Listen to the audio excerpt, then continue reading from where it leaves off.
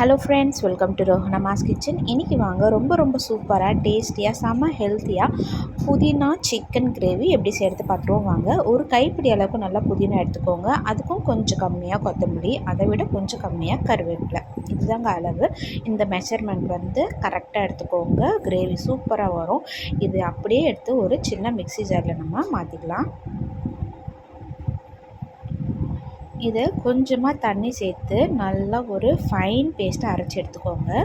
இப்போது இந்த புதினா, கருவேப்பிலை, கொத்தமல்லி இது கூட ஒரு ஸ்பூன் அளவுக்கு சீரகம் வந்து சேர்த்து கொஞ்சமாக தண்ணி சேர்த்து நல்லா நைஸாக அரைச்சி எடுத்துகிட்டு வந்துடலாம்.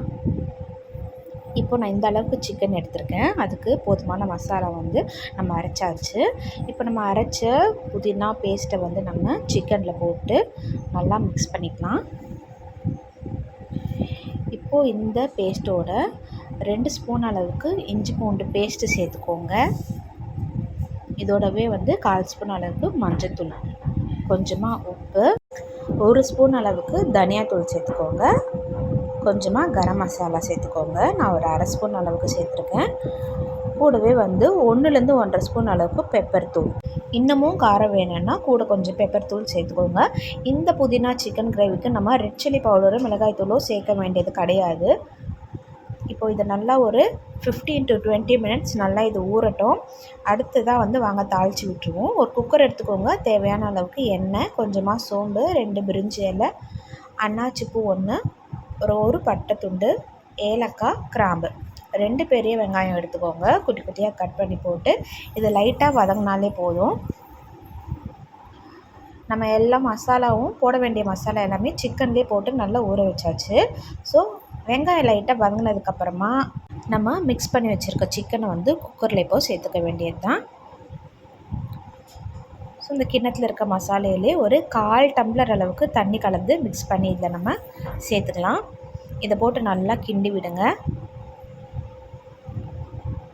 ஸோ நம்ம இதில் தக்காளி சேர்க்கலை. புளிப்புக்காக 2 ஸ்பூன் அளவுக்கு தயிர் சேர்த்துக்கோங்க. நம்ம சிக்கன் மசாலாலே வந்து உப்பு போட்டு நல்லா கலரி விட்டுருக்கோம். ஸோ உங்களுக்கு உப்பு கரெக்டாக இருக்கான்னு வந்து இந்த ஸ்டேஜில் வந்து செக் பண்ணி விட்டுக்கோங்க. நான் வந்து இன்னமும் கொஞ்சம் காரத்துக்கு ஒரு 1/2 ஸ்பூன் அளவுக்கு பெப்பர் தூவி விட்டுருக்கேன். ஸோ இப்போ போட்டு இதை நல்லா கலந்துடலாம். நல்லா கலந்ததுக்கப்புறமா குக்கர் மூடியை போட்டு 2 விசில் வைங்க. ப்ரெஷர் அடங்கினதுக்கப்புறமா ஓப்பன் பண்ணிங்கன்னா சூப்பராக நம்ம புதினா சிக்கன் கிரேவி 10 நிமிஷம் கூட ஆகாதுங்க இது செய்கிறதுக்கு. அட்டகாசமாக ரெடி ஆகிடுச்சு.